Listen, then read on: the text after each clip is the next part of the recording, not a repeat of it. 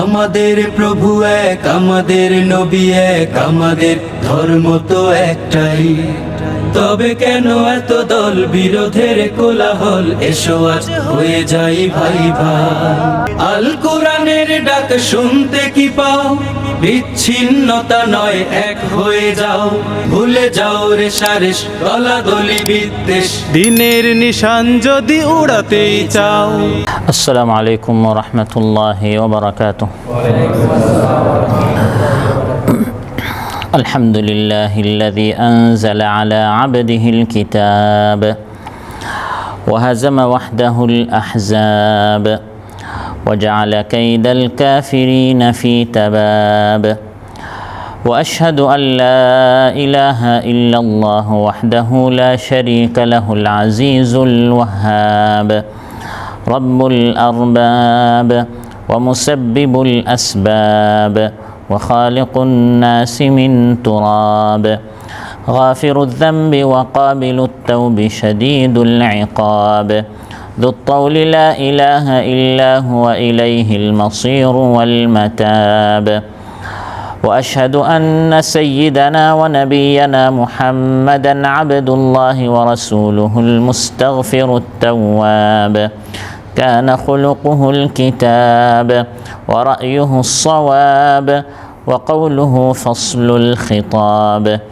صلى الله تعالى عليه وعلى آله وصحبه والتابعين ومن تبعهم بإحسان إلى يوم الحساب أما بعد فأعوذ بالله من الشيطان الرجيم بسم الله الرحمن الرحيم وكذلك مكنا ليوسف في الأرض يتبوأ منها حيث يشاء نصيب برحمتنا من نشاء ولا نضيع أجر المحسنين ولأجر الآخرة خير للذين آمنوا وكانوا يتقون আল্লাহ তাআলা ইরশাদ করেন, আর এভাবে মিশরের জমিনে আমি ইউসুফ আলাইহিস সালামকে প্রতিষ্ঠিত করলাম। যেখানে ইচ্ছা সেখানে তিনি স্থান করতেন, সেখানেই তিনি আরাম করতেন। আমি এভাবে যাকে চাই আমি আমার রহমত দ্বারা তাকে ধন্য করি, আর আমি সৎকর্মশীলদের কাজ নিষ্ফল করি না। আর যারা ঈমান এনেছে এবং তাকওয়ার পথ অবলম্বন করেছে তাদের জন্য আখিরাতের পুরস্কারই হচ্ছে উত্তম। সুবহানাল্লাহ। ইমাম তিরমিজি শাখার রায়্যানের দুটি উপশাখা কর্তৃক আয়োজিত আজকের এই তাফসীরুল কোরআন মাহফিলের সম্মানিত সভাপতি, শাখার দায়িত্বশীলবৃন্দ, উপশাখার দায়িত্বশীলবৃন্দ এবং আমার সামনে উপস্থিত আমার প্রাণাধিক প্রিয় দিনদার ইমানদার কোরআন প্রিয় ভাইরা, আমরা রব্বুল আলামিনের দরবারে নত শিরে শুকরিয়া আদায় করছি যে আল্লাহ তাআলা সালাতুল ইশার পর আমাদেরকে এই দিনই মাহফিলে উপস্থিত হওয়ার তৌফিক দান করলেন বিধায় আমরা সবাই বলছি আলহামদুলিল্লাহ। সম্মানিত উপস্থিতি, সূরা ইউসুফ থেকে দুটি আয়াত 56 এবং 57 তিলাওয়াত করে এর সরল বাংলা অনুবাদ উপস্থাপন করলাম। এই দুই আয়াতের আলোকে হযরত ইউসুফ আলাইহিস সালামকে আল্লাহ তাআলা অন্ধকার কুয়া থেকে মিশরের সিংহাসনে বসিয়ে মিশরে আল্লাহ তাআলা তাকে প্রতিষ্ঠিত করেছেন এবং তার মাধ্যমে কিভাবে মিশরে দ্বীন প্রতিষ্ঠা হয়েছে, ইউসুফ আলাইহিস সালামের মাধ্যমে কিভাবে মিশরে ইসলামের বিধানগুলো, আল্লাহর নাজিলকৃত বিধানগুলো প্রতিষ্ঠিত হয়েছে এবং দ্বীন প্রতিষ্ঠা করার সংগ্রাম, আন্দোলন করা, মেহনত করা আমাদের উপর যে ফরজ, এই সকল বিষয় আপনাদের সামনে আলোচনা উপস্থাপন করব ইনশাআল্লাহ।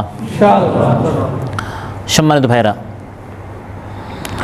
হযরত ইউসুফ আলাইহিস সালামের ভাইরা তাকে অন্ধকার কুয়ায় ফেলে দিল এবং তারা ভেবেছিল এখানে ইউসুফ আলাইহিস সালামের ইতিহাস শেষ হয়ে যাবে, এখানেই তার নাম ও নিশানা শেষ হয়ে যাবে। কিন্তু তারা জানতো না আল্লাহ তাআলা ইউসুফ আলাইহিস সালামের ভাগ্য খোলা শুরু করেছেন। সুবহানাল্লাহ।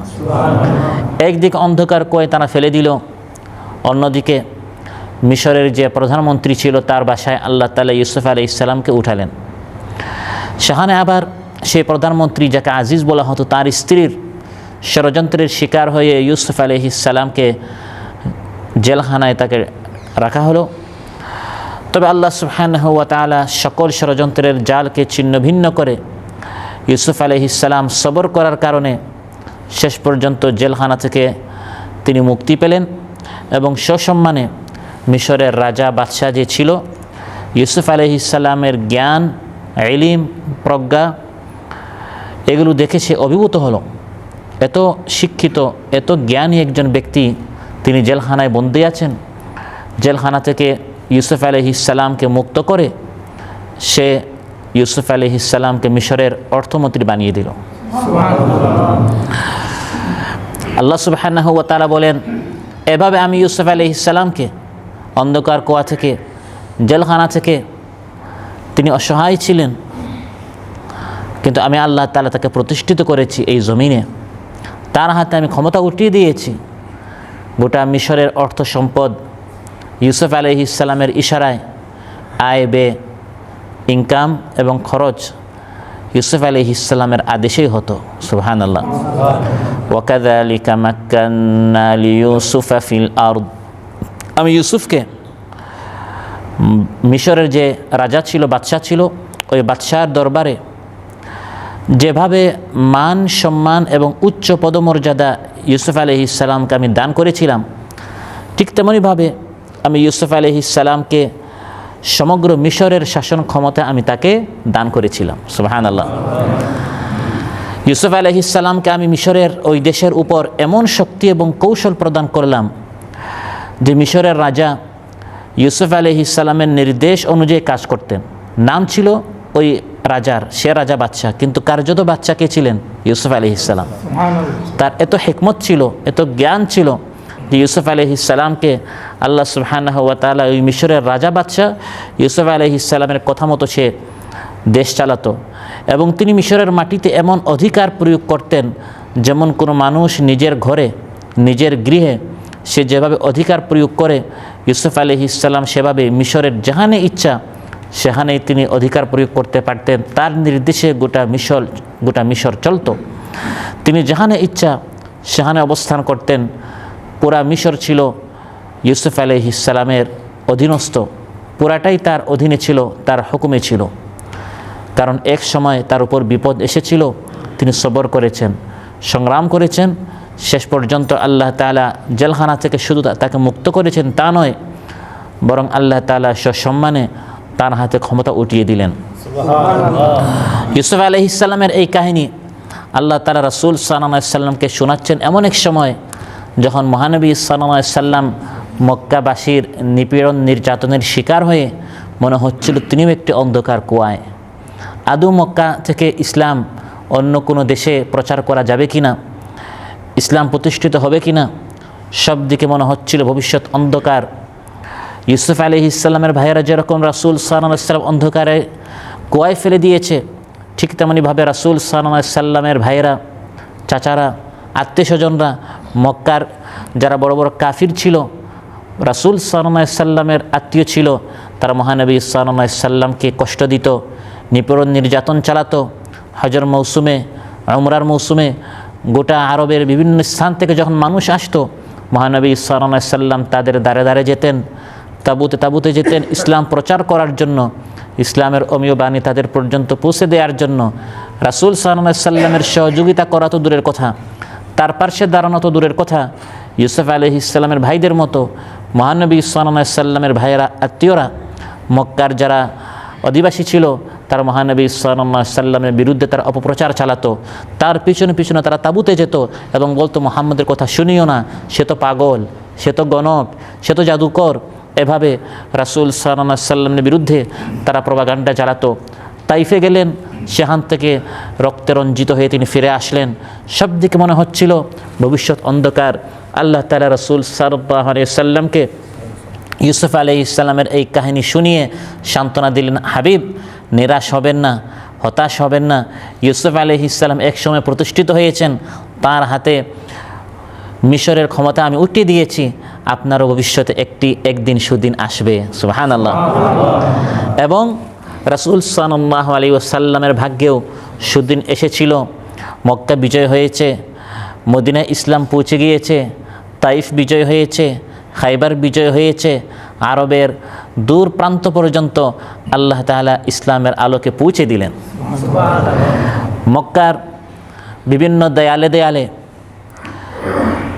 ইব্রাহিম আলাইহিস সালাম, ইসমাইল আলাইহিস সালাম তাদের ফটো ছিল, ছবি ছিল, ভাস্কর্য ছিল। রাসূল সাল্লাল্লাহু আলাইহি সাল্লাম ইশারা করে করে এগুলি সব ভেঙে দিলেন। যেরকম গোটা মিশরে ইউসুফ আলাইহিস সালামের অধীনে ছিল, তার হুকুমে চলতো, মক্কায় মহানবী সাল্লাল্লাহু আলাইহি সাল্লামকে আল্লাহ তাআলা এমনভাবে প্রতিষ্ঠিত করলেন, তিনি ইশারা করতেন, এক একটা মূর্তি ভেঙে যেত। সুবহানাল্লাহ। আর তিনি তিলাওয়াত করতেন, ওয়াকুল জাআল হক ওয়া যাহাকাল বাতিল ইন্নাল বাতিলা কানা যাহুকা। বলো, সত্য সমাগত, সত্য এসেছে, বাতিল পরাস্ত, বাতিল বিলুপ্ত হয়েছে, নিশ্চয় বাতিল বিলুপ্ত হবেই হবে। প্রিয় ভাইরা, প্রখ্যাত তাফসিরবিদ ইমাম মুজাহিদ রাহিমাহুল্লাহ বলেন, এইসব ইউসুফ আলাইহিস সালামের যে প্রভাব ছিল, বিশাল ক্ষমতার তিনি অধিকারী ছিলেন, তার ইশারায় বাচ্চা কথা শুনত। মিশরের জনগণ, অর্থ সম্পদ সবই ইউসুফ আলাইহিস সালামের কথাই চলতো, তার ইশারায় পরিচালিত হতো।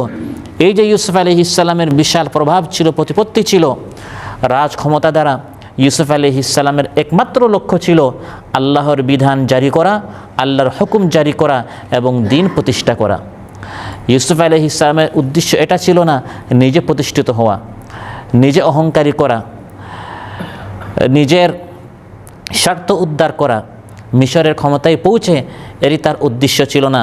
বরং তার উদ্দেশ্য ছিল, এখন আমি মিশরের অর্থমন্ত্রী হয়েছি, কিভাবে এই মন্ত্রণালয় থেকে গোটা মিশরে আল্লাহর বিধান প্রতিষ্ঠা করা যায়।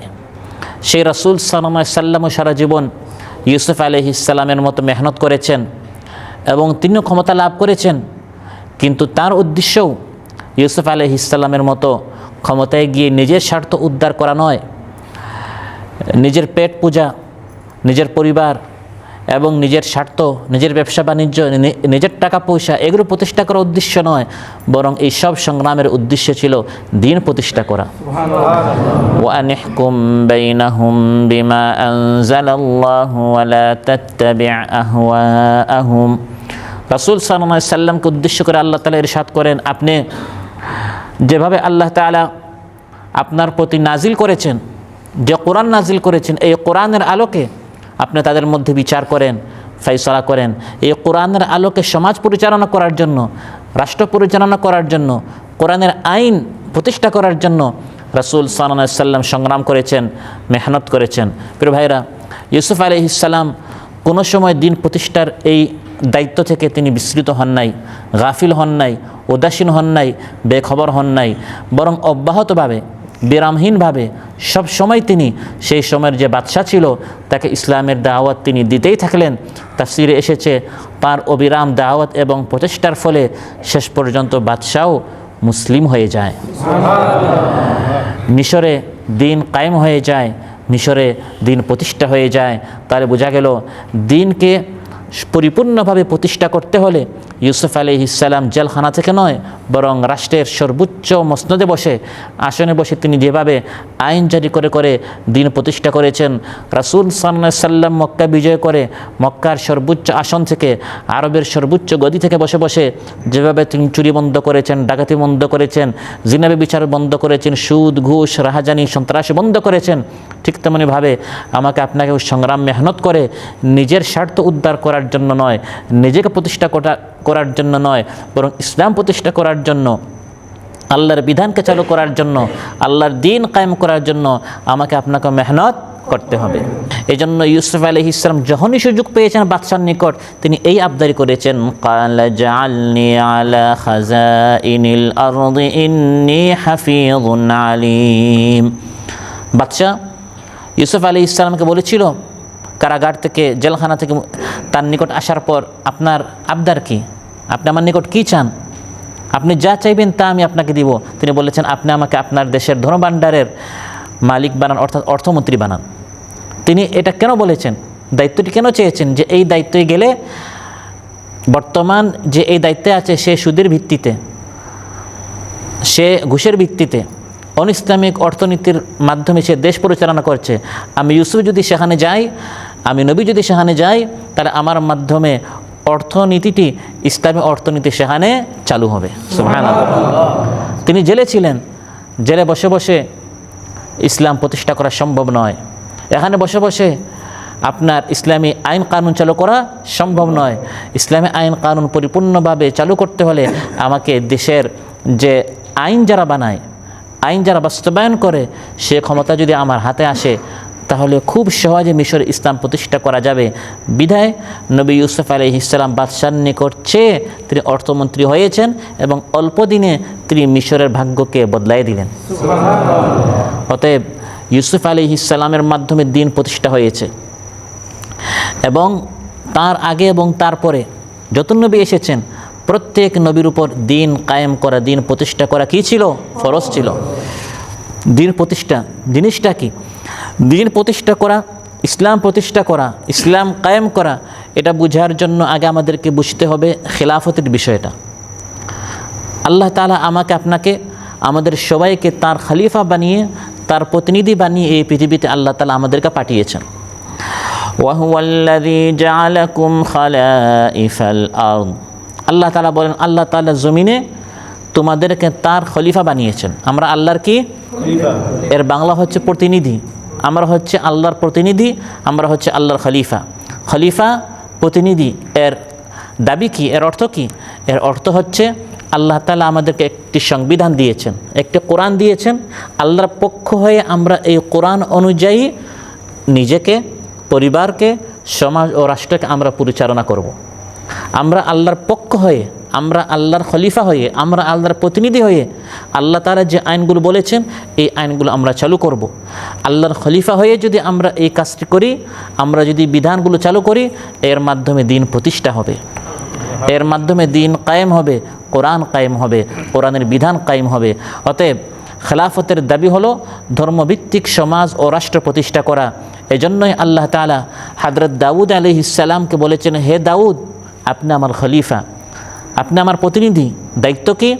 ইয়া দাউদ ইন্না জাআলনাকা খলিফাতান ফিল আরদি ফাহকুম বাইনান নাসি বিল হাক্কি ওয়া লা তাত্তাবি'ল হাওয়া ফায়ুদিল্লাকা আন সাবিলিল্লাহ। হে দাউদ, আমি আপনাকে এই জমিনে আমার খলিফা বানিয়েছি, আমার প্রতিনিধি বানিয়েছি। কেন? নিজে আইন বানাবার জন্য না। আমি আল্লাহর আইনগুলো মুছে দিয়ে নিজেদের মন মস্তিষ্ক প্রসূত বিভিন্ন বিধান, বিভিন্ন আইন, বিভিন্ন কানুন রচনা করার জন্য নয়, বরং আমি আইন দিয়েছি, আপনি আমার পক্ষ হয়ে শুধু আইনগুলো বাস্তবায়ন করবেন। এই হচ্ছেন আপনি আমার খলিফা। ফাহকুম বাইনান নাসি বিল হক। হক হচ্ছে কোরআন, হক হচ্ছে ইসলাম, হক হচ্ছে আল্লাহর মনোনীত জীবন বিধান। আল্লাহ তাআলা যে বিধানগুলো নাজিল করেছেন, এর আলোকে বিধানগুলো চালু করার জন্য, কার্যকর করার জন্য, বাস্তবায়ন করার জন্য আল্লাহ তাআলা আমাকে, আপনাকে তার খলিফা বানিয়েছেন। প্রিয় ভাইরা, এই দায়িত্বটি যুগে যুগে নবীরা পালন করেছেন। কারা পালন করেছেন? যুগে যুগে নবীগণ দিন ভিত্তিক, ইসলাম ভিত্তিক সমাজ এবং রাষ্ট্র তারা প্রতিষ্ঠা করে একামতে দ্বীনের দায়িত্ব তারা আঞ্জাম দিয়েছেন।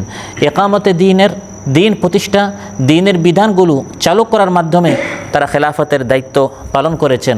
রাসূল সাল্লাল্লাহু আলাইহি ওয়াসাল্লাম ইরশাদ করেন, যা বুখারী মুসলিম এসেছে, বনী ইসরাঈলদেরকে নবীরা শাসন করতেন। কারা শাসন করতেন?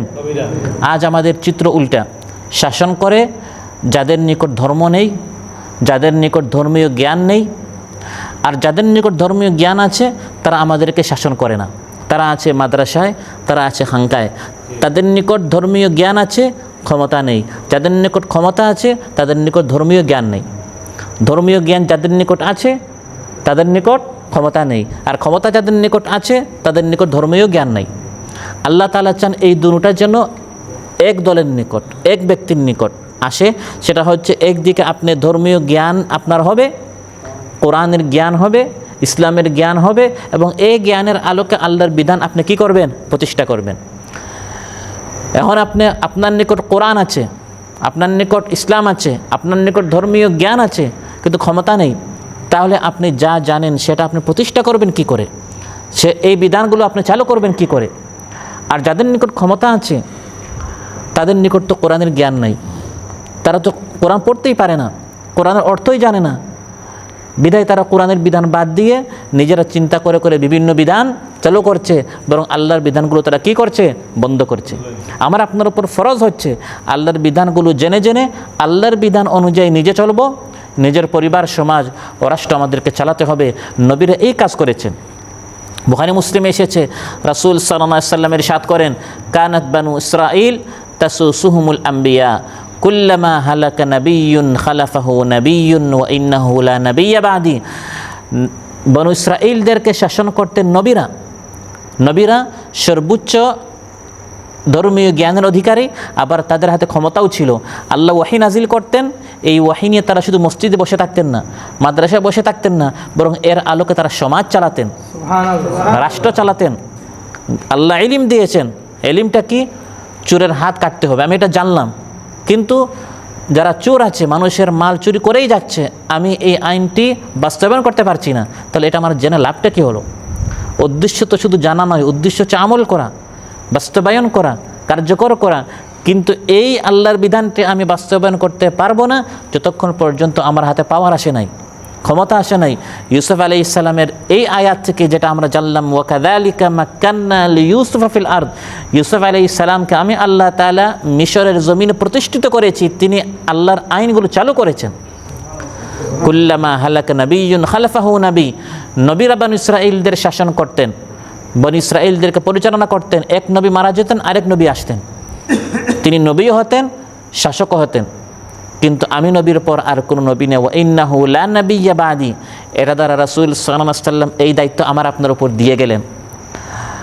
বনী ইসরাঈলের সময় এক নবী আসতেন, তিনি দিন কায়েম করতেন, তিনি মারা যেতেন, আল্লাহ তাআলা আরেকজন কি পাঠাতেন? নবী পাঠাতেন। রাসূল সাল্লাল্লাহু আলাইহি ওয়াসাল্লাম পৃথিবীতে এসে তিনি দিন কায়েম করেছেন, আল্লাহর বিধান অনুযায়ী তিনি সমাজ প্রতিষ্ঠা করেছেন। কিন্তু এখন তো আর নবী আসবে না, নবী আসবে? এখন এই দায়িত্ব তিনি এই হাদিসের মাধ্যমে আমাদের উপর দিয়ে গিয়েছেন যে উম্মতিরা, ওয়া ইন্নাহু লা নাবিয়্যা বাদি, আমার পরে কিন্তু আর কোনো নবী নেই, এই দিন প্রতিষ্ঠা করার দায়িত্ব হে উম্মতিরা আমি তোমাদের উপর দিয়ে গেলাম। প্রিয় ভাইরা, অতএব এই ইকামতি দিন একটি অত্যন্ত গুরুত্বপূর্ণ ফরজ। দিন কায়েম করতে হবে, দিন চালু করতে হবে, দিনের আইনগুলো চালু করতে হবে, দিন প্রতিষ্ঠা করতে হবে। এত গুরুত্বপূর্ণ বিষয় যা বাস্তবায়ন করার জন্য সরাসরি আল্লাহ তাআলা নির্দেশ দিয়েছেন রাসূল সাল্লাল্লাহু আলাইহি ওয়াসাল্লামকে, নির্দেশ দিয়েছেন প্রত্যেক নবীকে। ইন্না আনজালনা ইলাইকাল কিতাবা বিল হাক্কি লিতাহকুমা বাইনান নাসি বিমা আরাকাল্লাহ। আল্লাহ তাআলা বলেন, হাবিব, আপনার প্রতি এই কোরআন আমি নাজিল করেছি। আল্লাহ কেন নাজিল করলেন? শুধু খতম করার জন্য? শুধু পাঠ করার জন্য? শুধু এখান থেকে আমি সওয়াব নিব এই জন্য? আল্লাহ বলেন না, এগুলো তো করতেই হবে, এগুলো হচ্ছে প্রাথমিক কাজ। কোরআন সৈশুদ্ধ করে পড়তে হবে, সৈশুদ্ধ করে শিখতে হবে, এটা কোরআন নাজিল করার প্রাথমিক কাজ। কিন্তু এটা করে যেন আমরা শুয়ে না থাকি, এটা করে যেন আমরা বসে না থাকি, বরং মূল উদ্দেশ্য হচ্ছে কোরআনের আইনগুলো চালু করা। মূল উদ্দেশ্য কি? মূল উদ্দেশ্য হচ্ছে কোরআনের বিধানগুলো চালু করা। কোরআনের মধ্যে আল্লাহ তাআলা যে বিধানগুলো বলে দিয়েছেন, বিমা আরাকাল্লাহ, আল্লাহ দেখিয়ে দিয়েছেন, জানিয়ে দিয়েছেন, বলে দিয়েছেন, লিতাহকুমা, এর আলোক বিচার করার জন্য, এভাবে এই দিনটাকে চালু করার জন্য, অনস্তিত্ব থেকে অস্তিত্বে আনার জন্য। দিন আছে কোরআনের মধ্যে, দিন আছে হাদিসের কিতাবের মধ্যে, দিন আছে মাদ্রাসায়, দিন পড়া হয় মসজিদে, যা পড়ানো হয়, যা শেখানো হয়, এগুলো চালু করতে হবে, এগুলো আমল করতে হবে, এগুলো এই বিধানগুলো অনস্তিত্ব থেকে অস্তিত্বে আনতে হবে। সেজন্য আল্লাহ সুবহানাহু ওয়া তাআলা এই বিধানটি প্রত্যেক নবীদের উপর আল্লাহ তাআলা ফরজ করে দিয়েছেন। শারআ লাকুম মিনাদ-দীনি মা ওয়াসসা বিহি নূহান ওয়াল্লাযী আওহাইনা ইলাইকা ওয়া মা ওয়াসসাইনা বিহি ইব্রাহিমা ওয়া মূসা ওয়া ঈসা আন আকিমুদ-দীনা ওয়া লা তাতাফাররাকু ফীহি। আল্লাহ তাআলা বলেন যে আল্লাহ তাআলা তোমাদের জন্য সেই দিনকে ফরজ করে দিয়েছেন, দেখিয়ে দিয়েছেন যে বিধান আল্লাহ তাআলা প্রত্যেক নবীর উপর করেছিলেন, সেটি কি? দিন প্রতিষ্ঠা করো। আল্লাহ নাম নিয়েছেন মুসা, ঈসা, ইব্রাহিম, নূহ এবং হে নবী আপনার উপরও, সবার উপর এটি আল্লাহ তাআলা ফরজ করে দিয়েছেন যে অবশ্যই আমাকে আপনাকে দিন প্রতিষ্ঠার এই মেহনত, এই সংগ্রাম, এই আন্দোলন আমাকে আপনাকে অবশ্যই করতে হবে। ইকামতের দিন বলতে বোঝায় জীবনের সর্বক্ষেত্রে ইসলামের বিধানগুলো প্রতিষ্ঠা করা। আপনার জীবনের পরিধি যত ব্যাপক, যেখানে আমি যাই সেখানে আল্লাহর কোনো না কোনো হুকুম আছে, ওই হুকুমটা চালু করা। ফরজ হলে করতে হবে, সুন্নত, ওয়াজিব ইত্যাদি এগুলো আমাদের করতে হবে। আর যদি হারাম হয়, মাকরুহ হয়, এগুলো কি করতে হবে? বর্জন করতে হবে। আল্লাহ তাআলা যেভাবে বলেছেন, যেভাবে আমাদেরকে চলতে বলেছে, এটা হচ্ছে দিন। এই দিনটা চালু করা, এই চালু করাকে বলা প্রতিষ্ঠিত হওয়া, দিনটাকে মজবুত করা। দিন যেন অবহেলিত না হয়, দিন যেন অনুগ্রহের পাত্র না হয় যে পারলে করব, না পারলে না। দিনকে জীবন উদ্দেশ্য বানানো, এটা কোনো অপশনাল সাবজেক্ট নয়, এটাকে বাধ্যতামূলক করতে হবে। এই দিনের আলোকে আপনার জীবন পরিচালনা করতে হবে। এভাবে আমাদের প্রত্যেককে পরিপূর্ণভাবে দিনে প্রবেশ করা। পরিপূর্ণভাবে যদি আমি আপনার দিনে প্রবেশ করি, তাহলে দিন কি হবে? প্রতিষ্ঠা হবে। ইয়া আইয়ুহাল্লাযীনা আমানু দুখুলু ফিস-সিলমি কাফা। আল্লাহ তাআলা বলেন, হে ঈমানদারেরা, পরিপূর্ণভাবে দিনের মধ্যে প্রবেশ করো, আংশিকভাবে নয়। যা ভালো লাগে মানলাম, আর যেটা ভালো লাগে না বাদ দিয়ে দিলাম। এভাবে দিন প্রতিষ্ঠা হয় নাই। দিনের কিছু আইন চালু হয়েছে, দিনের কিছু বিধান চালু হয়েছে। আর আল্লাহ তাআলা ফরজ করে দিয়েছেন যে পরিপূর্ণভাবে দিনের বিধান কি করো? প্রতিষ্ঠা করো। পরিপূর্ণভাবে দিনের বিধান চালু করতে হবে। প্রিয় ভাইয়েরা, ইসলাম হচ্ছে একটি পূর্ণাঙ্গ জীবন বিধানের নাম। ইসলাম শুধু আমাকে আপনাকে নামাজ রোজা কীভাবে করতে হবে, তিলাওয়াত জিকির কীভাবে করতে হবে, শুধু এতটুকু বলে শেষ করে দেয় নাই। মসজিদের জিন্দগিটাও বলে দিয়েছে, মসজিদের বাহিরের জিন্দগিটাও কোরআন আমাকে আপনাকে বলে দিয়েছে। রাজনীতি কিভাবে হবে, অর্থনীতি কিভাবে হবে, সমাজনীতি কিভাবে হবে, ফৌজদারি দণ্ডবিধি কিভাবে হবে, স্বরাষ্ট্রনীতি, পররাষ্ট্রনীতি, যুদ্ধনীতি, সন্ধিনীতি, পরিবার নীতি, শিক্ষানীতি, এই সব নীতিগুলো কোরআন বলে দিয়েছে। আমি শুধু নামাজের নীতিটা মানলাম, রোজার নীতিটা মানলাম, আর রাজনীতিটা ধর্মনিরপেক্ষ মতবাদীদেরকে আমি দিয়ে দিলাম, অর্থনীতিটা আমি পুঁজিবাদীদেরকে দিয়ে দিলাম। তাহলে আমি কি পরিপূর্ণ মুসলমান হলাম? আমি আংশিক মুসলিম হয়েছি। আমি দিনটা প্রতিষ্ঠা করি নাই, বরং দিনটাকে আমি অবহেলিত রেখেছি। মসজিদে এসে 4 মিনিটের জন্য, 10 মিনিটের জন্য, 20 মিনিটের জন্য আমি মুসলিম হয়েছি। তারপর আমি আল্লাহর বিধান প্রতিষ্ঠা করি নাই। মুসলিমের যে গণ্ডি রয়েছে সেখান থেকে আমি বের হয়ে গেলাম। অথচ ইসলাম হচ্ছে পরিপূর্ণ একটি জীবন বিধান। এই পরিপূর্ণ জীবন বিধান আমাকে আপনাকে মানতে হবে। মসজিদের বাহিরে গিয়ে রমজানের পরে আমি যদি আল্লাহর বিধান ছেড়ে দেই, তাহলে বুঝতে হবে শুধু ওই রমজানেই, শুধু ওই মসজিদেই, শুধু ওই মক্কা মদিনায় আমি আল্লাহকে মেনেছি। আর মক্কা মদিনা থেকে এসে মসজিদ থেকে বের হয়ে রমজান মাস চলে যাওয়ার পর আমি ইসলামের বিধানগুলো ছেড়ে দিলাম। এখন আর ইসলামের বিধানগুলো চালু করার, ইসলামের বিধানগুলো মানার আমি প্রয়োজনীয়তা বোধ আমি করছি না। অথচ আল্লাহ বলছেন আমি দিনটাকে পরিপূর্ণ করে দিয়েছি। রমজানে কীভাবে চলবেন, রমজানের পরে কীভাবে চলবেন, মসজিদের ভিতরে কীভাবে চলবেন, মসজিদের বাহিরে কীভাবে চলবেন, আপনার জীবনের সকল অংশগুলো আল্লাহ তাআলা কোরআনের মধ্যে আর রাসূল সাল্লাল্লাহু আলাইহি ওয়াসাল্লাম সুন্নাহর মধ্যে বলে দিয়েছেন। একজন মুসলমান এর বাহিরে স্বাধীনভাবে স্বেচ্ছায় তার ইচ্ছা যেভাবে তাকে বলে এভাবে সে চলতে পারে না। আল-ইয়াউমা আকমালতু লাকুম দীনাকুম ওয়া আতমামতু আলাইকুম নি'মাতি ওয়া রাদিতু লাকুমুল ইসলাম দীনা। আল্লাহ তাআলা বলেন, আজ এই দিনকে আমি তোমাদের জন্য পরিপূর্ণ করে দিয়েছি। দিন ইসলাম হচ্ছে পরিপূর্ণ। এই পরিপূর্ণ দিন আমাকে আপনাকে মানতে হবে। ইসলাম এমন নয় যে আপনাকে নামাজের কথা বলেছে, অর্থনীতিটা আপনাকে বলে নাই, এখন ইসলাম বাদ দিয়ে আরেক জায়গায় গিয়ে আপনাকে অর্থনীতি শিখতে হবে। আপনি আপনার স্ত্রীর সাথে কীভাবে, বা সন্তানের সাথে, বা মা বাবার সাথে, বা প্রতিবেশীর সাথে, বা মুসলিম অমুসলিম অন্য কারোর সাথে আপনি কীভাবে লেনদেন করবেন, কথাবার্তা বলবেন, আপনার জীবন কীভাবে চালাবেন, সেটা আরেক দিন থেকে বা অন্য কোনো মানুষ থেকে আপনার শিখতে হবে এমন কোনো দরকার নেই। সবই আল্লাহ কোরআনের মধ্যে আর রাসূল সাল্লাল্লাহু আলাইহি ওয়াসাল্লাম পরিপূর্ণভাবে একটি জীবন বিধান আমাকে আপনাকে দিয়েছেন। সুবহানাল্লাহ। এমন কোরআন, যে কোরআন কোনো দিক নেই যেখানে ইসলামের অনুশাসন নেই, ইসলামের বিধিবিধান নেই। হাসবেন কিভাবে, কাঁদবেন কিভাবে, চলবেন কিভাবে, ঘুমাবেন কিভাবে, খাবেন কিভাবে, সব কিছু কোরআন বলে দিয়েছে। সুবহানাল্লাহ। সব জায়গায় ইসলামের বিধান প্রতিষ্ঠা করতে হবে, ইসলামের বিধান চালু করতে হবে। ওয়ানাজ্জালনা আলাইকাল কিতাবা তিবয়ানাল লিকুল্লি শাইইন ওয়া হুদান ওয়া রাহমাতান ওয়া বুশরা লিল মুসলিমিন। আল্লাহ তাআলা বলেন, আপনার প্রতি এই কোরআন হে হাবিব আমি নাজিল করেছি তিবিয়ানাল লিকুল্লি শাই, তাতে সব কিছু আমি সুস্পষ্টভাবে বলে দিয়েছি। সুবহানাল্লাহ। সব কিছু কোরআনের মধ্যে বলা আছে, এখন নতুন করে বানানোর কিছু নেই, এখন শুধু আমল করা। যা বলা হয়েছে এই 30 পারায়, এখন এই বিধানগুলো চালু করা, এখন এই বিধানগুলো মানা, এখন এই বিধানগুলো চালু করার নামই হচ্ছে দিন প্রতিষ্ঠা করা। সব কিছু নিয়ে পূর্ণাঙ্গ দিন, পূর্ণাঙ্গ ইসলাম আল্লাহ সুবহানাহু ওয়া তাআলা আমাকে আপনাকে দিয়েছেন, পরিপূর্ণ একটি জীবন বিধান। আলহামদুলিল্লাহ। এর বাহিরে আমাদের যাওয়ার কোনো প্রয়োজন নেই। আমেরিকার কাছ থেকে, রাশিয়ার কাছ থেকে, হিন্দুস্তানের কাছ থেকে কোনো কিছু আমাদের আমদানি করার প্রয়োজন নেই যে আপনারা আমাদেরকে শিখান আমাদের শিক্ষানীতি কীভাবে হবে। ইসলাম আমাদেরকে শিক্ষানীতি দেয় নাই আপনাদের কাছ থেকে নিতে হবে, শিখতে হবে না, আমরা রফতানি করতে পারি। সুবহানাল্লাহ। আমরা গোটা বিশ্ববাসীকে শেখাতে পারি, অন্য জাতির কাছ থেকে শিখে আমরা আমাদের শিক্ষানীতি চালাবো, সমাজনীতি চালাবো, স্বরাষ্ট্রনীতি চালাবো, এটা আমাদের কোনো প্রয়োজন নেই। পরিপূর্ণ জীবন বিধান আল্লাহ আমাদেরকে দিয়েছেন, যা পুরা হয়ে গিয়েছে, আর এটা সংযোজন করার, বাড়ানোর কোনো সুযোগ নাই। ওয়াতাম্মাত কালিমাতু রাব্বিকা সিদকান ওয়া আদলা। আল্লাহ তাআলা বলেন তাম্মাত পরিপূর্ণ হয়ে গিয়েছে, কালিমাতু রাব্বিকা তোমার রবের কালাম। আল্লাহর কালাম পরিপূর্ণ।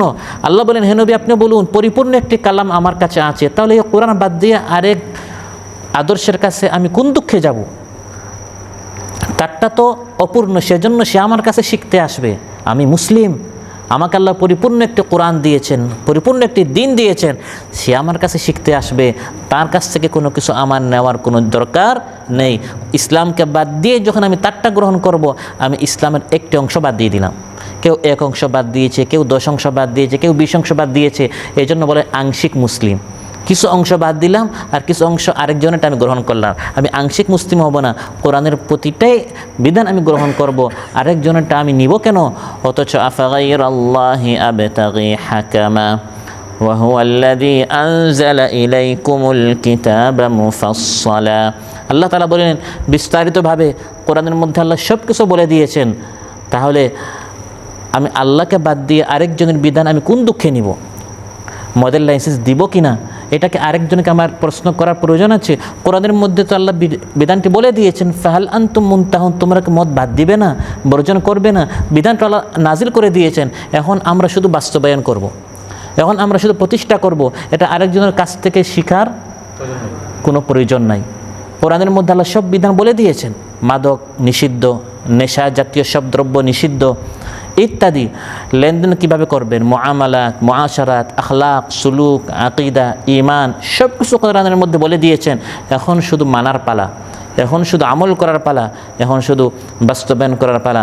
ইকামতে দ্বীন শুধুমাত্র কালিমা, নামাজ, রোজা, হজ, যাকাতকে বুঝায় না, বরং এটির চূড়ান্ত রূপ এবং পরিপূর্ণ বিকাশ হচ্ছে রাষ্ট্র ব্যবস্থায় ইসলামী অনুশাসন প্রতিষ্ঠা করা, কোরআনের বিধান প্রবর্তন করা, সর্বোপরি আল্লাহর রাজ কায়েম করা।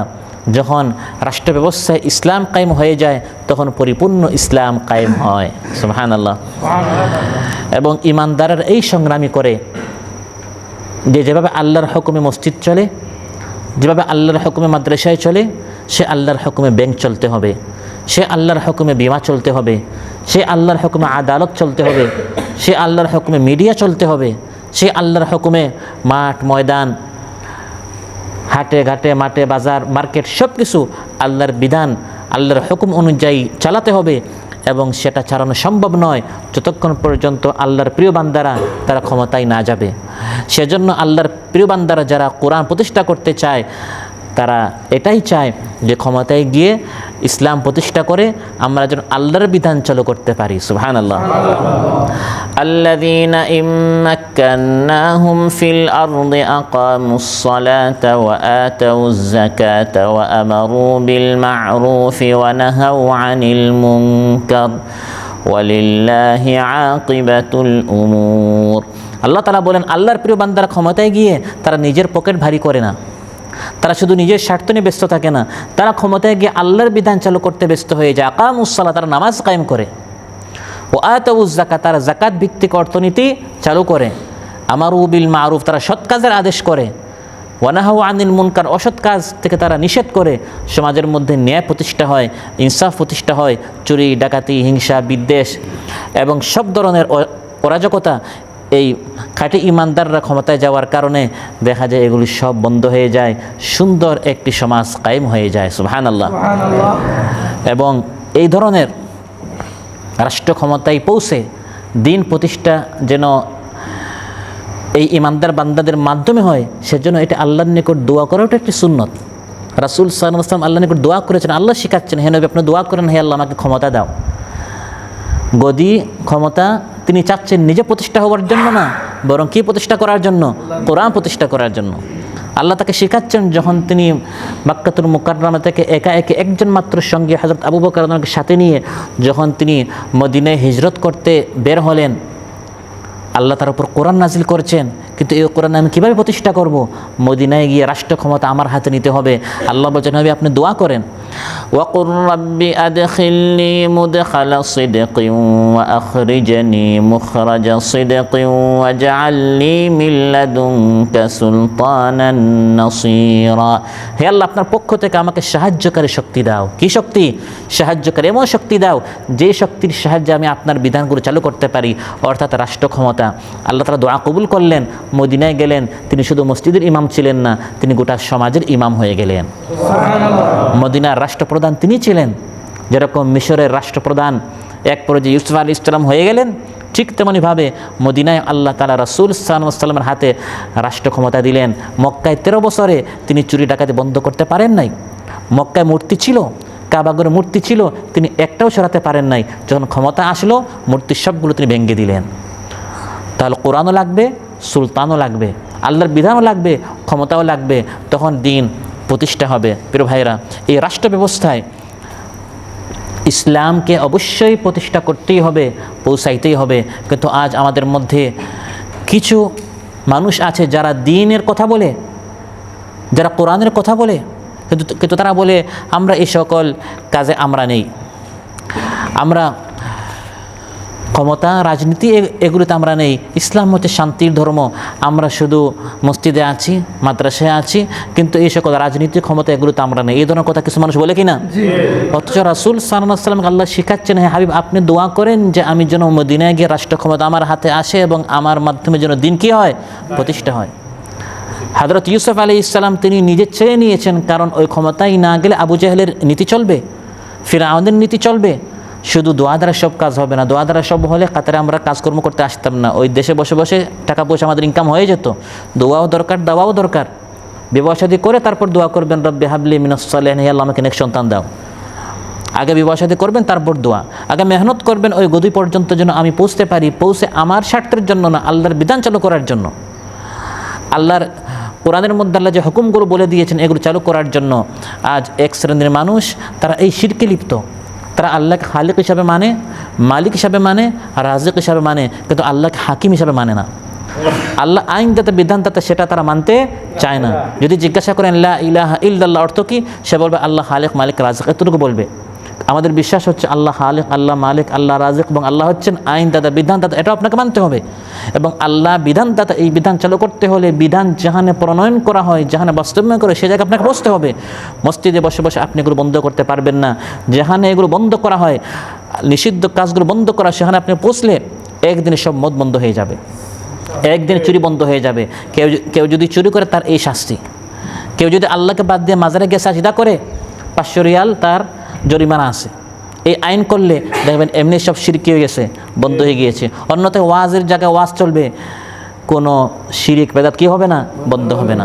শুধু এক আইন করা হয়েছে, মাস্ক বিহীন চললে আপনার এত টাকা গারামা। সবার মুখে মাস্ক চলে আসছে।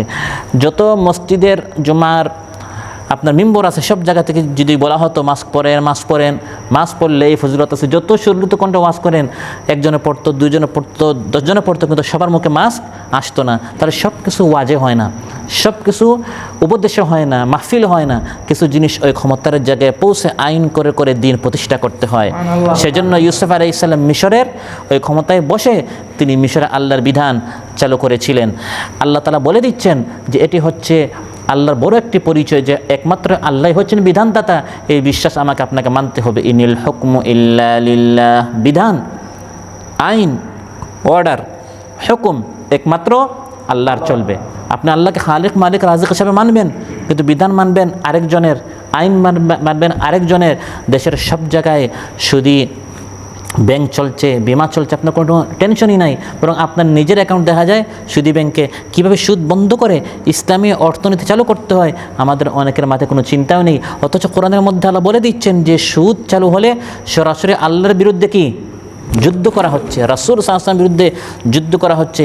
এত মহা অপরাধ করার পরও দেখা যায় 10 না 20 তো সেজন্য এই নিষিদ্ধ কাজগুলো বন্ধ করে কোরআন সুন্নাহর মধ্যে আল্লাহ যা, রাসূল সাল্লাল্লাহু আলাইহি ওয়াসাল্লাম যা নিষেধ করে দিয়েছেন এগুলো বন্ধ করে যা করতে হুকুম করেছেন এগুলো আমাদের চালু করতে হবে। কারণ আল্লাহর বিধানই আমাদের চালু করতে হবে, তিনি হচ্ছেন আমাদের আইনদাতা, বিধানদাতা। আর যারা আল্লাহর আইন অনুযায়ী নিজেদেরকে পরিচালনা করবে না, আর এই কাজকে তারা ইবাদতই মনে করে না, আল্লাহ এক জায়গায় ফতোয়া দিয়েছেন এরা কাফির, আর এক জায়গায় ফতোয়া দিয়েছেন এরা জালিম, আর এক জায়গায় ফতোয়া দিয়েছেন এরা ফাসিক। এটা কার ফতোয়া? আল্লাহর ফতোয়া। ওয়ামান লাম ইয়াহকুম বিমা আনজালাল্লাহ ফাউলাইকা হুমুল কাফিরুন ওয়ামান লাম ইয়াহকুম বিমা আনজালাল্লাহ ফাউলাইকা হুমুজ জালিমুন ওয়ামান লাম ইয়াহকুম বিমা আনজালাল্লাহ ফাউলাইকা হুমুল ফাসিকুন। আল্লাহর বিধান বাদ দিয়ে মানুষের বিধান নিয়ে যারা দেশ, সমাজ, পরিবার, রাষ্ট্র চালাবে, আল্লাহ এক জায়গায় বলেছেন এরা কাফির, আরেক জায়গায় বলেছেন জালিম, আরেক জায়গায় বলেছেন ফাসিক। তারা আল্লাহকে কিছু জায়গায় মানে, সব জায়গায় তারা আল্লাহর বিধান চালু করতে চায় না। প্রিয় ভাইরা, এই কথা সত্য। ইকামতে দিন শুধুমাত্র রাষ্ট্র ব্যবস্থায় কায়েম করার অর্থই দিন কায়েম নয়। রাষ্ট্র ব্যবস্থায় দিন কায়েম করা, রাষ্ট্র ক্ষমতায় দিন কায়েম করা, এটি হচ্ছে দিন কায়েমের চূড়ান্ত স্থান। দিন কায়েম হচ্ছে ইসলামের সামগ্রিক জীবনধারা, সবগুলো নিয়েই ইকামতে দিন। ইকামতে দিনের সর্বশেষ এবং চূড়ান্ত পর্যায়, চূড়ান্ত রূপ, পরিপূর্ণ বিকাশ হলে রাষ্ট্রীয়ভাবে কোরআনে এবং রাসূল সাল্লাল্লাহু আলাইহি সাল্লামের সুন্নাহ দিয়ে শাসন কার্য পরিচালনা করা। আপনি আছেন পরিবার প্রধান, এই পরিবারে আপনি আল্লাহর বিধান চালু করবেন, নিজের মধ্যে আল্লাহর বিধান চালু করবেন, আপনার কোম্পানিতে, আপনার ব্যবসায়, আপনার দোকানে, যার যতটুকু ক্ষমতা আছে সেখানে আল্লাহর বিধান আমাদের কী করতে হবে? চালু করতে হবে। কিন্তু চালু করার জন্য কোরআন সুন্নাহর জ্ঞানের পাশাপাশি অবশ্যই পাওয়ার দরকার। ওই পাওয়ারের জন্য, ওই ক্ষমতার জন্য ইউসুফ আলাইহিস সালামকে আল্লাহ তাআলা মাক্কান্না লিইউসুফা ফিল আরদ, মাক্কান্না মানে প্রতিষ্ঠিত করেছি, আমি ইউসুফ আলাইহিস সালামের হাতে মিশরের ক্ষমতা দিয়েছি। আল্লাহ তাআলা কোরআনও দিয়েছেন, লোহাও দিয়েছেন। কি দিয়েছেন? লোহা। লোহা নামে একটি সূরা, সূরাতুল হাদিদ। আল্লাহ বলে দিচ্ছেন আমি কোরআনও দিয়েছি, লাকাদ আরসালনা রুসুলানা বিল বাইয়িনাতি ওয়া আনজালনা মাআহুমুল কিতাবা ওয়াল মিজানা লিয়াকুমান নাসু বিল কিসত ওয়া আনজালনাল হাদিদা ফীহি বা'সুন শাদীদুন ওয়া মানাফি'ু লিন-নাস। আমি কোরআনও দিয়েছি, পাশাপাশি লোহাও দিয়েছি। কোরআন মানুষদেরকে বুঝাবে, কিছু মানুষ সহজে মানবে, আর যারা সহজে মানবে না, আইন করে এই লোহার ক্ষমতা দিয়ে তাদেরকে কোরআন প্রতিষ্ঠা করার জন্য এই লোহার সাহায্য নিতে হবে। ও আনজালনাল হাদিদ, এটা হচ্ছে ক্ষমতা। কিছু জিনিস আইন ছাড়া হয় না, আল্লাহর বিধান আইন ছাড়া রাষ্ট্র ক্ষমতায় ইসলাম না পৌঁছানো পর্যন্ত পরিপূর্ণভাবে দিন প্রতিষ্ঠা করা কি নয়? সম্ভব নয়। যেমন চোরের হাত কাটতে হবে, যতই আপনি ওয়াজ করেন চোরের হাত কাটতে হবে, চোরের হাত কাটতে হবে, আপনি একটা হাত কাটতে পারবেন না, কারণ আপনার হাতে কি নেই? পাওয়ার নেই, ক্ষমতা নেই। সেই জায়গায় যদি ইসলাম পৌঁছে যায়, যারা আল্লাহর বিধান চালু করতে চায় তাদের হাতে যদি ক্ষমতা পৌঁছে যায়, এখন যারা চোরের হাত কাটতে হয় এটা চায়, তাদের হাতে ক্ষমতা নেই। আর যাদের হাতে ক্ষমতা আছে তারা চোরের হাতকে কাটতে চায় না, বরং তারা আরও বেশি এগুলোকে উৎসাহিত করে। এই জন্য যারা চোর, ডাকাত, সন্ত্রাসী এই সকল কাজকে বন্ধ করতে চায়, এই সকল সৎ লোকদেরকে আমরা যদি ক্ষমতায় পৌঁছাতে পারি, তারা গিয়ে নিজেদের নয় বরং আল্লাহর বান্দা হয়ে, আল্লাহর গোলাম হয়ে তারা আল্লাহর কোরআনের বিধান যখন চালু করবে, কোরআনও হলো, ক্ষমতাও হলো, অল্প দিনের মধ্যে দেশের মধ্যে শান্তি ফিরে আসবে। সুবহানাল্লাহ। রাসূল সাল্লাল্লাহু আলাইহি সাল্লাম নিজে ইমরাআতান মাখজুমিয়াতান সারাকাত, এক মাখজুমি পরিবারের, সম্ভ্রান্ত পরিবারের এক মহিলা চুরি করলো, মহানবী সাল্লাল্লাহু আলাইহি সাল্লাম তার হাত কাটার হুকুম করেছেন। এটি যখন তিনি প্রথম মক্কায় ছিলেন তখন না, কারণ তখন তার হাতে ক্ষমতা ছিল না। পরে যখন মক্কায় বিজয় করেছেন তখন তিনি হাত কেটেছেন। 1-2 হাত কাটলে বাকি সবগুলো কী হয়ে যাবে? ঠিক হয়ে যাবে। আজ আমাদের দেশের মধ্যে শান্তি নেই, মানুষ অশান্তিতে নিরাপত্তাহীনতায় ভুগছে, কারণ সেখানে আজ দিন প্রতিষ্ঠা করা হচ্ছে না। দিন প্রতিষ্ঠা করার জন্যই রাসূল সাল্লাল্লাহু আলাইহি ওয়াসাল্লামকে আল্লাহ পাঠিয়েছেন। আল্লাহ বলছেন, আমি আমার নবীকে কেন পাঠিয়েছি? হুয়াল্লাযী আরসালা রাসূলাহু বিল হুদা ওয়া দীনিল হাক্কি লিইয়ুযহিরাহু আলাদ-দীনি কুল্লিহি ওয়া কাফা বিল্লাহি শাহীদা। আল্লাহ তাআলা বলেন, আমি আমার নবীকে দ্বীনে হক এবং কোরআন দিয়ে, হিদায়াত দিয়ে আমি পাঠিয়েছি, যাতে করে সব আদর্শের উপর এই ইসলামটা উপরে থাকে। অন্যান্য আদর্শে নিচে যাবে, ইসলাম নামক আদর্শ উপরে আসবে, প্রতিষ্ঠিত হবে, বিজয়ী হবে। বিজয়ী হতে হলে বসে বসে করা যাবে? সংগ্রাম করতে হবে, মেহনত করতে হবে। আমার আপনার কাজ হচ্ছে মেহনত করা। বিজয় হব কি না এটা আল্লাহর দায়িত্ব। ইউসুফ আলাইহিস সালামকে আল্লাহ এমন ক্ষমতা দিয়েছেন, ইয়াতাবাওয়াউ মিনহা হাইতু ইয়াশা, মিশরের যেখানে ইচ্ছা তিনি সেখানে চলে যেতেন আর সেখানেই তিনি ক্ষমতা প্রয়োগ করতেন। আল্লাহ তাকে এত ক্ষমতা দিলেন, কিন্তু ইউসুফ আলাইহিস সালামের মতো ক্ষমতা আমি আপনি সংগ্রাম করে পাবো কিনা এই ওয়াদা আল্লাহ সবাইকে দেন নাই। আল্লাহ ফরজ করে দিয়েছেন আমাকে আপনাকে দিন প্রতিষ্ঠা করা, সংগ্রাম করা। বিজয় হব কিনা এটা আল্লাহ জানেন। নুসিবু বিরহমাতিনা মান নাশাউ ওয়া লা নুদিউ আজরাল মুহসিনিন। আল্লাহ তাআলা বলেন, বিজয় দ্বারা ধন্য করব আমি সবাইকে না, আমি যাদেরকে চাই তাদেরকে। ইউসুফ আলাইহিস সালাম তিনি মিশরের ক্ষমতায় পৌঁছে গেছেন, কিন্তু সবাই পৌঁছতে পারে না। রাসূল সাল্লাল্লাহু আলাইহি সাল্লামের জীবদ্দশায় তিনি দেখেছেন মক্কা বিজয় হয়েছে, আরব বিজয় হয়েছে, তিনি সংগ্রাম করেছেন, কিন্তু রোম পারস্য বিজয় এটা তিনি দেখে যেতে চেষ্টা করেছেন। রোমের বাদশার নিকট, পারস্যের বাদশার নিকট তিনি চিঠি পাঠিয়েছেন, কিন্তু সেই দেশগুলো বিজয় হয়েছে এটা তিনি দেখেন নাই। এটা তারপরে হয়েছে, হযরত ওমর রাদিয়াল্লাহু আনহু জামানায় এগুলো বিজয় হয়েছে। আমার আপনার চেষ্টা করা বাংলাদেশের জন্য দিন প্রতিষ্ঠা হয়, কিন্তু আমার আপনার জীবদ্দশায় আমরা এটা দেখে যেতে পারবো কিনা এই ওয়াদা আল্লাহ করেন নাই। কিন্তু যতদিন মেহনত করব ততদিনই সওয়াবের এই মিটারটি চালু থাকবে। সুবহানাল্লাহ। ওয়ালা নুদিউ আজরাল মুহসিনিন। আপনার কোনো তৎপরতা, হাঁটা চলা, মেহনত, সংগ্রাম, আন্দোলন, ফিকির, প্ল্যান, পরিকল্পনা এগুলো বৃথা যাবে না। প্রত্যেকটা পদক্ষেপের পুরস্কার আল্লাহ তাআলা অবশ্যই আপনাকে দিবেন। আমার আপনার কাজ হচ্ছে মেহনত করা। আপনার মাধ্যমে দিন বিজয় হবে না আরেকজনের মাধ্যমে সেটা আল্লাহ জানেন, কিন্তু মেহনত চালিয়ে যেতে হবে। আলাল মারই আন ইয়াসআ ওয়া ইয়াবদুলা জুহদাহু ওয়া ইয়াকদি ইলাহাল হাক্কি মা কানা কাদিয়া। কবি বলেন, মানুষের কাজ হচ্ছে মেহনত করা। সফল হবেন কিনা এটা আল্লাহর দায়িত্ব। আপনি কাজ করার পর আপনার চূড়ান্ত লক্ষ্যে পৌঁছতে পারবেন কিনা, দিন আসলে বিজয় হয়ে যাবে কিনা। আমাদের আগে অনেক মুরব্বীরা মেহনত করে পৃথিবী থেকে চলে গেছেন, তারা বিজয়ের অধ্যায় এখনও দেখে যেতে পারেন নাই। আমি আপনি দেখতে পারবো কিনা এটা আমরাও জানি না, কিন্তু আমাদেরকে সংগ্রাম করতে হবে আল্লাহর গোলাম হয়ে, আল্লাহর বান্দা হয়ে। আমার রবের বিধান যেন আমার দেশে চালু হয় ইনশাআল্লাহ। এই জন্য আমাকে আপনাকে মেহনত করতে হবে। তবে রাসূল সাল্লাল্লাহু আলাইহি সাল্লাম এটাও বলে দিয়েছেন যে দিন অবশ্যই বিজয় হবেই হবে ইনশাআল্লাহ। ইন্নাল্লাহা জাওয়ালিয়াল আরদ, সহিহ মুসলিমে এসেছে, ফারাআইতু মাশারিকাহা ওয়া মাগারিবাহা ওয়া ইন্না উম্মতি সায়াবলুগু মুলকাহা মা জুইয়ালি মিনহা। আল্লাহ তাআলা গোটা পৃথিবীকে আমার সামনে সংকুচিত করতে করতে পুরাটা আমার সামনে দেখালেন, আমি নবীর সামনে আল্লাহ দেখালেন। এই জমিন পুরাটা আমি দেখেছি, যতটুকু আমার দৃষ্টি গিয়েছি, যতটুকু আমার সামনে সংকুচিত করা হয়েছে সব জায়গায় ইসলাম পৌঁছে যাবে। মানে পুরা জমিন আল্লাহ এই দিন অবশ্যই পৌঁছাবেন। মুস্তাদ আহমদ এসেছে, লা ইয়াবলুগান্না হাযাল আমর মা বালাগাল লাইলু ওয়ান নাহার, যে এই দিন সেই জায়গা পর্যন্ত পৌঁছে যাবে যত স্থান পর্যন্ত রাত দিন পৌঁছেছে। সব জায়গায় রাত আছে, সব জায়গায় কি আছে? দিন আছে। অর্থাৎ গোটা পৃথিবীতে আল্লাহ তাআলা এই দিন অবশ্যই পৌঁছাবেন, তাতে কোনো সন্দেহ নাই। দিন এমনি বিজয় হবেই, হতে পারে আজ, হতে পারে কাল, হতে পারে 10 বছর পর, কিন্তু একদিন বিজয় হবেই। সেই কাফেলায় যদি আমি আপনি শরিক হয়ে যাই, আমাদের ভাগ্য খুলে যাবে, আমরা ধন্য হয়ে গেলাম। আর এই কাফেলা থেকে যদি আমরা ছিটকে পড়ি, দুনিয়া নিয়ে আমরা ব্যস্ত থাকি, শুধু নিজের পেট নিয়ে ব্যস্ত থাকি, নিজের সংসার নিয়ে ব্যস্ত থাকি, দিন বিজয় হয়ে গেল, কিন্তু আমরা এই দল থেকে, আমরা এই কাফেলা থেকে আমরা দূরে থাকলাম, তারা ধন্য হয়ে গেল, আমরা বঞ্চিত হয়ে গেলাম। সেজন্য আল্লাহ তাআলা বলেন, ইউসুফ আলাইহিস সালামকে আল্লাহ তাআলা প্রতিষ্ঠিত করেছেন, কিন্তু আমি আপনি পারবো কিনা এই ওয়াদা আল্লাহ দেন নাই। নুসিবু বিরহমাতিনা মান নাশা, যাকে আল্লাহ চান তাকে আল্লাহ তাআলা প্রতিষ্ঠিত করবেন দয়া করে। কিন্তু মেহনতগুলো আল্লাহ বৃথা নষ্ট করবেন না। ওয়ালা নুদিউ আজরাল মুহসিনিন, দিন প্রতিষ্ঠার জন্য, আল্লাহর বিধান চালু করার জন্য আপনি যত চেষ্টা করবেন, এই চেষ্টাগুলো আপনার কি হবে না, নষ্ট হবে না, সব লেখা হচ্ছে। ওয়ালা ইউনফিকুনা নাফাকাতান সাগীরাতান ওয়ালা কাবীরা ওয়ালা ইয়াকতাউনা ওয়াদিয়ান ইল্লা কুতিবা লাহুম লিয়াজজিয়াহুমুল্লাহু আহসানা মা কানু ইয়ামালুন।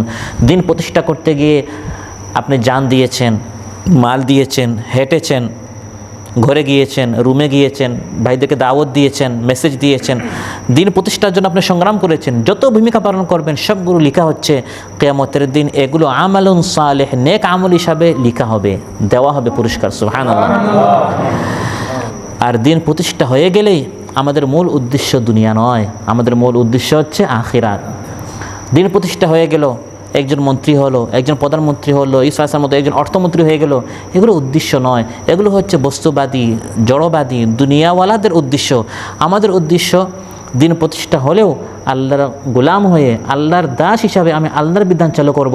আমি দুনিয়ার কিছু চাই না, আমি চাই আখিরাতের পুরস্কার। সুবহানাল্লাহ। আমার এই পুরো কাজটা ইবাদত। ওয়ালা আজরুল আখিরা খায়রুল লিল্লাযীনা আমানু ওয়া কানু ইয়াত্তাকুন। কারণ যারা ঈমান এনেছে, তাকওয়ার পথ অবলম্বন করেছে, তাদের জন্য সবসময় আখিরাতের পুরস্কারই চূড়ান্ত, আখিরাতের পুরস্কারই উত্তম। দুনিয়াতে আপনি মন্ত্রিত্ব পেলেন, গাড়ি পেলেন, বাড়ি পেলেন, অর্থকড়ি পেলেন, কই দিনের জন্য? দুদিন আছে, দুদিন পর শেষ। আজকের ধনী, কালকের ফকির। কিন্তু আখিরাতের পুরস্কার পাওয়ার জন্য যদি আপনি মেহনতটা করেন, আখিরাতের পুরস্কার স্থায়ী এবং উৎকৃষ্ট। সুবহানাল্লাহ। কুল মাতাউদ দুনিয়া কালিলুন ওয়াল আখিরাতু খায়রুল লিমান ইত্তাকা। আল্লাহ তাআলা বলেন, হে নবী আপনি বলুন, আখিরাতের তুলনায় এই দুনিয়া হচ্ছে কিছুদিনের সামগ্রী, আখিরাত উত্তম, আখিরাত স্থায়ী। আপনি এই দুনিয়াতে দিন প্রতিষ্ঠার জন্য মেহনত করলেন, চেষ্টা করলেন, একটু হাঁটলেন, এই হাঁটার পরিবর্তে আপনি আখিরাতে যা পাবেন, দুনিয়াতে এবং দুনিয়াতে যা আছে এই সব কিছুর চাইতে আরও দামি জিনিস আল্লাহ আপনাকে জান্নাতে দিবেন। লাগাদওয়াতুন ফি সাবিলিল্লাহি আও রাওহা খায়রুম মিনাদ দুনিয়া ওয়া মা ফিহা। দিনের পথে এক সকাল বা এক সন্ধ্যা অতিবাহিত করা দুনিয়াতে যা কিছু আছে, দুনিয়া এবং দুনিয়াতে যা কিছু আছে সব কিছুর চেয়ে উত্তম। তাহলে আমরা কিছু ভাইরা এগুলো মিক্স করে ফেলে, মনে করে এরা দুনিয়ার জন্য কাজ করে না। দিন প্রতিষ্ঠার জন্য যে সংগ্রাম হচ্ছে, আল্লাহর দিন প্রতিষ্ঠা করার জন্য যে মেহনত হচ্ছে, নিজের জন্য নয় বরং আল্লাহর দিন প্রতিষ্ঠার জন্য, নিজের স্বার্থ নয় বরং কোরআন প্রতিষ্ঠা করার জন্য। আর পুরস্কার দুনিয়াতে চাই না, পুরস্কার আমরা আখিরাতে চাই। রিবাতু ইয়াউমিন ফি সাবিলিল্লাহ খায়রুম মিনাদ দুনিয়া ওয়া মা ফিহা। আল্লাহর পথে এক দিন বা এক রাত পাহারা দেয়া দুনিয়া এবং দুনিয়াতে যা কিছু আছে তার চেয়ে উত্তম। তারা আল্লাহর পথে মেহনত করা, আল্লাহর পথে সংগ্রাম করা, যাতে করে আল্লাহর দিনটা বিজয় হয়ে যায়, আল্লাহর হুকুম অনুযায়ী, আল্লাহর বিধান অনুযায়ী সমাজ রাষ্ট্র যেন পরিচালিত হয়, আল্লাহর রাজ কায়েম হয়েছে আমাদের দেশে। এই সুদিনটি এবং এই সুন্দর দৃশ্যটি দেখে যেন আল্লাহ তাআলা আমাদেরকে মৃত্যু দেন, এই দোয়াটি আমরা আল্লাহর নিকট করি। আমরা সবাই দিন প্রতিষ্ঠার এই আন্দোলনে শরিক হই, আল্লাহর বিধান যাতে করে চালু, এই জন্য আমরা মেহনত করব, জান দিব, মাল দিব, শ্রম দিব, সব কিছু দিয়ে আমরা মেহনত করব। এই দুনিয়ার এই জীবনটা যাচ্ছে, একদিন শেষ হয়ে যাবে। শেষ হওয়ার আগে আল্লাহর দেয়া এই জীবন, আল্লাহর দেয়া এই যৌবন, আল্লাহর দেয়া এই মাল, আল্লাহর দেয়া এই সম্পদ দিয়ে আমরা চেষ্টা করব আল্লাহর বিধান অনুযায়ী, আল্লাহর কোরআন অনুযায়ী বাংলাদেশে যেন আল্লাহর বিধান চালু হয়, এজন্য আমরা সংগ্রাম করব, মেহনত করব। বাংলাদেশ কোরআন সুন্নাহ পরিষদ এই সংগ্রামই করে যাচ্ছে। প্রাথমিক পদক্ষেপ হিসাবে আপনাকে আগে আল্লাহর এই বিধানটি শিখতে হবে, জানতে হবে। সেজন্য আমাদের প্রতিটি জায়গায় কোরআন ক্লাসের ব্যবস্থা রয়েছে। শেখার পর, সৈশুদ্ধ করে পড়ার পর আপনার চেষ্টা করতে হবে আল্লাহ কী বলেছেন এই কোরআনের মধ্যে বুঝতে হবে। সেজন্য আজকের এই মাহফিলের মতো আমরা মাহফিল করি, তারপর ভাইদের হাতে হাতে আমরা কোরআন উঠিয়ে দিই। আপনি নিজে কোরআন বাংলা ভাষায় বুঝুন, পড়ুন, পড়লাম, বুঝলাম, তারপর যা পড়েছি সেটা প্রতিষ্ঠা করার জন্য, সেটা বাস্তবায়ন করার জন্য আপনাকে মেহনত করতে হবে। আল্লাহ সুবহানাহু ওয়া তাআলা আমাদের সবাইকে যা আলোচনা হলো এর উপর আমল করার তৌফিক দান করুন। আসসালামু আলাইকুম ওয়া রাহমাতুল্লাহি ওয়া বারাকাতুহু। আমাদের প্রভু এক, আমাদের নবী এক, আমাদের ধর্ম তো একটাই, তবে কেন এত দল বিরোধের কোলাহল? এসো আজ হয়ে যাই ভাই ভাই। আল কোরআনের ডাক শুনতে কি পাও? বিচ্ছিন্নতা নয়, এক হয়ে যাও, ভুলে যাও রেশারেশ, দলাদলি বিদ্বেষ, দিনের নিশান যদি উড়াতেই চাও।